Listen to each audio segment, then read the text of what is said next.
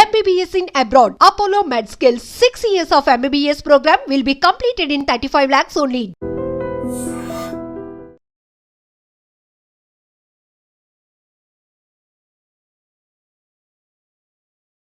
ప్రమాదం జరిగిన వెంటనే అతనికి అక్కడ ఒక పెద్ద హోల్ కనిపించింది. అది ఎగ్జిట్ నుంచి వచ్చిందా లేకపోతే ప్రమాదం జరిగిన తర్వాత ఏర్పడినటువంటి ఆ స్పేస్ అనేది తెలియదు. కానీ అందులో నుంచి తాను తప్పించుకున్నట్టుగా చెప్పినటువంటి మాటలు ప్రతి ఒక్కరికి కొంత ఆసక్తి కలిగించాయి. అయితే ఇప్పుడు ఈ విమాన ప్రమాదంపై అహ్మదాబాద్ మేఘాణిలో జరిగిన అతి భారీ విమాన ప్రమాదంపై దర్యాప్తు సంస్థలైతే బిగ్ ఫోకస్ పెట్టాయి. పూర్తి స్థాయిలో ఏం జరిగింది, ఎలాంటి టెక్నికల్ ఇష్యూస్ ప్రాబ్లం వచ్చింది, లేకపోతే దీని వెనుక ఇంకేమైనా కుట్ర కోణం దాగి ఉందని అనేక రకాల కోణాల్లో విశ్లేషణ మొదలుపెట్టి దర్యాప్తు ముమ్మరం చేస్తున్న నేపథ్యంలోనే ఇప్పుడు గుజరాత్ పోలీసులు, లోకల్గా ఉన్న పోలీసులకు ఎన్నో ప్రశ్నలు వెంటాడుతూనే ఉన్నాయి. అసలు ప్రమాదం ఆ స్థాయిలో జరిగితే ఫ్లైట్ రన్వే నుంచి మూవ్ అయినటువంటి కొన్ని క్షణాల్లోనే ఈ ప్రమాదం జరిగి బీజే మెడికల్ కాలేజ్ హాస్టల్ భవనంపై అలా ఉరిగిపోయి కుప్పకూలి అందులో ఫ్యూయల్ 1,20,000 లీటర్లు ఉండటంతో, అతి భారీగా ఫ్లేంబుల్ ఫ్యూయల్ ఉండటంతో అది ఇంకా తప్పించలేనటువంటి ప్రమాదంగా మారింది. భారీగా అగ్నికేరలు ఎగసిపడ్డాయి. మొత్తం పొగ మంచు దట్టంగా అలముకున్న పరిస్థితిలో ఒక్కసారిగా ప్రతి ఒక్కరి గుండెలు అదిరిపోయాయి. తీవ్రమైనటువంటి భయాందోళన, ప్రజల్ని ప్యానిక్కి గురి చేసినటువంటి బిగ్గెస్ట్ ప్లేన్ క్రాష్ ఇది అహ్మదాబాద్ విమాన ప్రమాదం. అయితే ఈ ప్రమాదం నుంచి ఒకే ఒక వ్యక్తి ఎలా బయటపడ్డాడు? ఒకవేళ ఇప్పుడు ఈ ప్రమాదానికి సంబంధించి ఒక్కొక్క వీడియోస్ కూడా బయటకు వస్తున్నాయి. నిన్న మనం బ్లాక్ బాక్స్ నుంచి 5 సెకండ్స్ ఆడియో కాల్ రిలీజ్ అవ్వడం కూడా ప్రతి ఒక్కరిని కూడా షాక్ గురి చేసిన విషయం.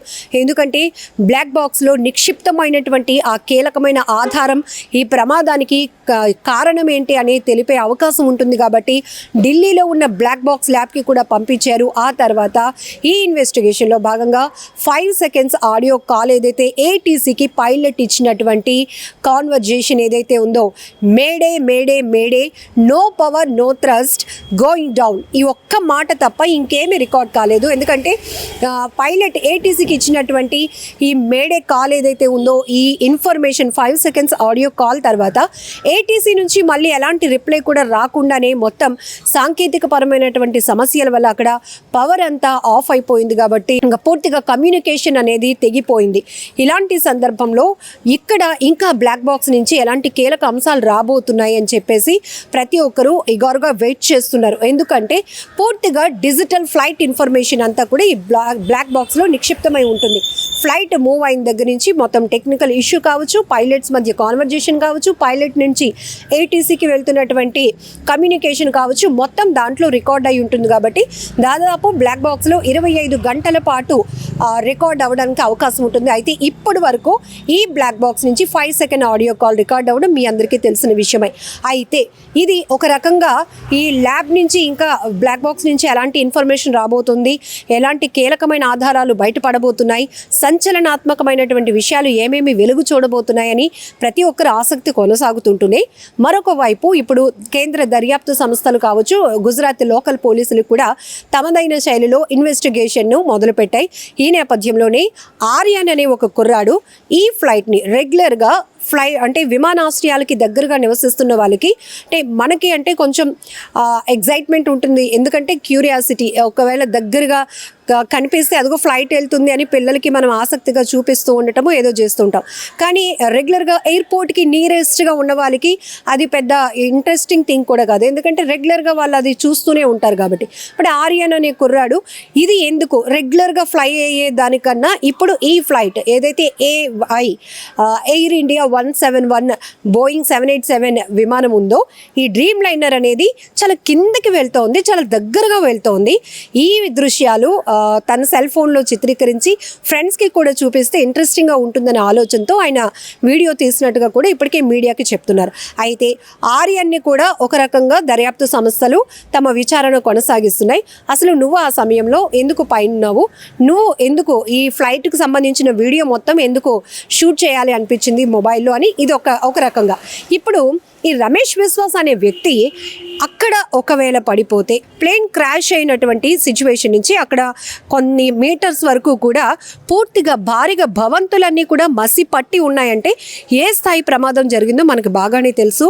ఎందుకంటే గత కొన్ని రోజులుగా ప్రతి ఒక్కరి దృష్టి ఈ అహ్మదాబాద్ విమాన ప్రమాదం పైనే ఉంది. ఎందుకంటే ఇప్పుడు ప్రతి ఒక్కరిని ప్యానిక్కి గురి చేస్తున్నటువంటి విమానం జర్నీ అంటేనే, విమాన ప్రయాణం అంటేనే ఇప్పుడు ప్రతి ఒక్కరూ భయపడిపోయే పరిస్థితికి ఆ విమాన ఇన్సిడెంట్ మనం చూసుకున్నాం. ఇప్పుడు ఈ రమేష్ విశ్వాస్ అనే వ్యక్తి ఒక్కసారిగా ఒక ప్రహారీ ఏదైతే ఉంటుందో అది కూలీని అక్కడి నుంచి ఆయన బయటకు వచ్చిన విజువల్సే ఇప్పుడు సోషల్ మీడియాలో కనపడుతున్నాయి.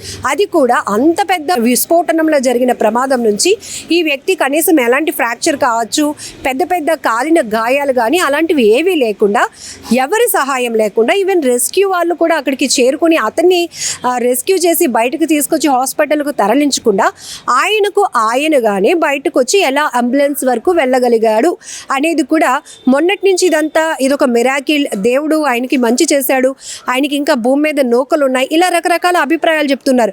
ఆయనకి ఇంకా రాసు పెట్టి ఉంది జీవించడానికి అని, ఇట్లా ఎవరి అభిప్రాయాలు. కానీ ఇప్పుడు ఇన్వెస్టిగేషన్లో ఇతనికి సంబంధించినటువంటి వీడియో కావచ్చు, రమేష్ విశ్వాస్కి సంబంధించినటువంటి ఇన్ఫర్మేషన్ కూడా ఒక కీలకం కాబోతోంది. ఎందుకంటే 11A అంటే ఈ ప్రమాదం జరిగిన తర్వాత ఇప్పుడు సీసీటీవీలో ఆ సరౌండింగ్లో రికార్డ్ అయినటువంటి సీసీటీవీ దృశ్యాలు కూడా చాలా కీలకంగా నిక్షిప్తంగా పరిశీలిస్తున్నాయి దర్యాప్తు సంస్థలు. ఒక ఫ్లైట్ ఏదైతే ఉందో ఈ AI విమానం భారీ విస్ఫోటనం జరిగినాక అక్కడ కుప్పకూలి ఆ మంటలు ఎగసిపడినాక అందులో నుంచి ఒక పెద్ద మెటీరియల్ ఒకటి బయట ఎగురుతున్నట్టుగా ఇప్పుడు సీసీటీవీలో రికార్డ్ అయింది. ఆ ఎగిరినటువంటి ఆ పార్ట్ ఏదైతే ఉందో అది ఏంటి అసలు? 11A సీట్తో పాటు ఆయన బయటపడ్డాడు. ఒకవేళ పడితే అంత ఎత్తు నుంచి కింద పడినప్పుడు కనీస గాయాలు ఖచ్చితంగా జరగటానికి అవకాశం ఉంటుంది. చుట్టూ అక్కడ పెద్ద పెద్ద చెట్లు ఉన్నాయి, పెద్ద పెద్ద భవంతులు ఉన్నాయి. ఈ విమానం కూలింది కూడా ఒక మెడికల్ కాలేజ్ భారీ భవంతి పైనే. ఇలాంటి పరిస్థితుల్లో అతను ఎలా బయటకు వచ్చాడు, ఇతని నుంచి ఇంకెలాంటి ఇన్ఫర్మేషన్ తెలుసుకోవాలన్నా కూడా ప్రస్తుతానికి ఆయన బయటపడిన వెంటనే మొట్టమొదటిగా చెప్పిన మాట, నేను కళ్ళు తెరిచి చూసేటప్పటికి చుట్టూ శవాలు కనిపించాయి, చల్లా చెదురుగా ఉన్నాయి, నేను ఎలా బతికానో కూడా నాకు తెలియలేదు, నన్ను అంబులెన్స్ నుంచి హాస్పిటల్ వరకు తీసుకొచ్చారు, ఇది మాత్రమే నాకు గుర్తుంది, నా సోదరుడు కూడా నాతో పాటు ట్రావెల్ అవుతున్నాడు, కానీ అతను ఆచూకీ తెలియలేదు, నాకు అతని ఆచూకీ కనుగొనడానికి సహాయం చేయండి. ఈ కొద్ది మాటలే ఆయన ప్రతి మీడియాకి చెప్తున్నమాట. ఈవెన్ ప్రధాని మోదీ కూడా మొన్న అహ్మదాబాద్ విమాన ప్రదేశానికి ఘటనా స్థలికి చేరుకొని అక్కడ ఎలా విమాన ప్రమాదం జరిగింది దానిపై ఆరా తీస్తూనే ఇప్పటికే ట్రీట్మెంట్ తీసుకుంటున్నటువంటి క్షతగాత్రులను కూడా ఆయన పరామర్శించడం. రమేష్ విశ్వాస్ ఒక్కరే మిరాకిల్గా ఆ ప్రమాదం నుంచి, భారీ ప్రమాదం నుంచి బయటపడ్డారు కాబట్టి కొంత కీలకమైన ఇన్ఫర్మేషన్ ఉంటుంది. అదొక మిరాకిల్ సిచ్యువేషన్. అదృష్టవంతుడు, ఒక మృత్యుంజయుడు లాంటి పదాలన్నీ మనం ఆయన కోసం వాడుతున్నాం కాబట్టి హాస్పిటల్కి వెళ్ళి ఆయనతో కూడా మోదీ మాట్లాడారు. అలాగనే దర్యాప్తు సంస్థలు కూడా దర్యాప్తును కొనసాగిస్తున్నారు, ఆయన నుంచి ఏదైనా కీలకమైన ఇన్ఫర్మేషన్ వస్తుందని. అయితే ఇతను ఇప్పుడు బ్రిటన్కు చెందినటువంటి వ్యక్తి కాబట్టి బ్రిటిష్ హై కమిషన్కి కూడా అప్పీల్ చేశారు దర్యాప్తు సంస్థలు. ఇతని కొద్ది రోజుల పాటు ఇక్కడే ఉంచి ట్రీట్మెంట్ అందిస్తూనే ఆయన నుంచి కొంత ఇన్ఫర్మేషన్ మేము తీసుకోవాలి, ప్రమాదానికి సంబంధించినటువంటి కొన్ని కీలకమైన ఆధారాలు కావచ్చు, లేకపోతే అంశాలు కావచ్చు బయటపడడానికి ఈయన కూడా ఒక కీ పాయింట్. ఎందుకంటే ఒక కీలకమైన వ్యక్తిగా మారారు. ఒక్కరంటే ఒక్కరు కూడా పసిపిల్లలతో పాటు 13 మంది చిన్నారులు, 270కి పైగా మృతుల సంఖ్య పెరిగినటువంటి భారీ ప్రమాదంలో ఒకే ఒక్కరు ఇప్పుడు చాలా కీలకంగా మారారు. ఇక్కడ ఇద్దరు గురించి మనం పర్టికులర్గా చెప్పాలి. కొద్ది రోజులుగా ఈ అహ్మదాబాద్ విమాన ప్రమాదం గురించి మినిట్ టు మినిట్ వస్తున్న అప్డేట్లో ఒకరు ఈ వీడియో షూట్ చేసినటువంటి వాళ్ళు, ఫ్లైట్ వెళ్తూ చాలా దగ్గరగా భవంతులు పై నుంచి వెళ్తూ అక్కడ ఎలా కుప్పకూలింది అనే వీడియో తీసిన ఆర్యన్ ఒకరు, రెండోది ఈ ప్రమాదం నుంచి బయటపడిన రమేష్ విశ్వాస్. వీళ్ళిద్దరూ ఇప్పుడు చాలా కీలకంగా మారారు కాబట్టి దర్యాప్తు సంస్థలు వీరిపైన పెద్ద ఎత్తున ఫోకస్ పెట్టాయి. అయితే ఇక్కడ నెటిజన్లు కూడా తమకు వచ్చినటువంటి అనుమానాలను కూడా సోషల్ మీడియాలో పోస్ట్ చేస్తున్నారు. నిజంగా ఆయన మృత్యుంజయుడు, భగవంతుడే అతన్ని కాపాడాడు అంటూ కొంతమంది చెప్తుంటే, లేదు ఏదో మిరాకిల్, ఏదో సస్పెన్స్ అయితే ఆయన చుట్టూనే ఉంది. అసలు అతను అంత పెద్ద ప్రమాదం నుంచి ఎలా బయటపడ్డాడు? ఇప్పుడు మనం చూస్తూ ఉంటాం, ఏదైనా నిర్మాణ దశలో ఉన్న బిల్డింగ్ 3 అంతస్తులు 4 అంతస్తులు భవనం పై నుంచి కింద పడినటువంటి వ్యక్తులే ఏ కాలో ఏ చెయ్యో ఎరగటమో లేకపోతే తలకి బలమైన గాయాలు తగటము ఇవన్నీ చూస్తాం. ఒకవేళ ఫైర్ ఇన్సిడెంట్ అయితే కాలిన గాయాలతో ఖచ్చితంగా. అలాంటిది ఇక్కడ కొన్ని వేల లీటర్స్ ఉన్నటువంటి ఫ్యూయల్ విస్ఫోటనం జరిగింది. భారీ ప్రమాదం. ఆ ప్రాంతం అంతా ఒక అగ్నిగుండంలో మారిపోయింది. దగ్గరికి వెళ్ళటానికి కాదు కదా, నెక్స్ట్ డే వరకు కూడా ఆ పొగలు అలానే కొనసాగినటువంటి పరిస్థితులు కూడా. ఎంత రెస్క్యూ చేసి అదుపు చేసినప్పటికీ కూడా ఇంకా ఆ వేడి గాలులు కావచ్చు, లేకపోతే ఆ పొగ ఇంకా బయటకు వస్తూనే ఉంది. అంత స్థాయిలో జరిగిన ప్రమాదం నుంచి రమేష్ విశ్వాస్ ఎలా వచ్చారు? ఒకవేళ అతను నిజంగానే ఆయన అన్నట్టు అసలు ఆయన ఏం జరిగిందో తెలుసుకోలేకుండా పరిస్థితిలో ఉన్నారు, నిజంగా దేవుడి దయ వల్ల ఒక మిరాకిల్గా ఆయన బ్రతికారు అంటే well and good, super, excellent, ఇంకా సూపర్ మ్యాన్ అని ఆయన అనాల్సిందే. అంటే మినిమం కూడా అంటే ఇంత పెద్ద ప్రమాదం జరిగినప్పుడు జనరల్గా నార్మల్ నాలెడ్జ్ అయితే కూడా ఆయనకి కొంచెం ఎక్కువ స్థాయిలోనే గాయాలు జరగటానికి అవకాశం ఉంటుంది. బట్ అలాంటిది కూడా లేదు. ఇవన్నీ కూడా నెటిజన్లు ప్రత్యక్షంగా వాళ్ళలో తలెత్తుతున్నటువంటి ప్రశ్నలు కూడా సోషల్ మీడియా వేదికగా సంధిస్తున్నారు. ఇప్పుడు పోలీసుల ఇన్వెస్టిగేషన్ కూడా వీటన్నిటి కోణంలో దర్యాప్తు కొనసాగుతోంది. మరొక వైపు బ్లాక్ బాక్స్ నుంచి ఇంకెలాంటి కీలక సమాచారం రాబోతోంది అనేది కూడా ఇప్పుడు ఆసక్తిగా మారింది. ఏది ఏమైనా ఇంత భారీ విమాన ప్రమాదంలో మృతుల సంఖ్య ఇంత పెద్ద ఎత్తున ఉండటం మాత్రం చాలా బాధాకరం. ఒక బ్లాక్ డేగానే చెప్పాలి ఈ ప్రమాదాన్ని. ఎందుకంటే ఇండియా చరిత్రలోనే, భారత పౌర విమానయాన చరిత్రలోనే ఇదొక దుర్ఘటన, అంటే విషాదకరమైన దుర్ఘటనగా మిగిలిపోయినటువంటి ఘటన. కానీ ఈ ప్రమాదానికి కారణాలు ఏంటి క్షుణ్ణంగా అసలు నిశితంగా పరిశీలించిన తర్వాత అసలు వాస్తవం ఏంటి బయటపడటానికి ఇంకా ఎన్ని రోజులు పడుతోంది? ఇప్పటికే కొద్ది రోజులుగా ఈ దర్యాప్తులు కొనసాగుతున్నాయి, రెస్క్యూలు కొనసాగుతున్నాయి, క్షతగాత్రులకు ట్రీట్మెంట్లు అందుతూనే ఉన్నాయి.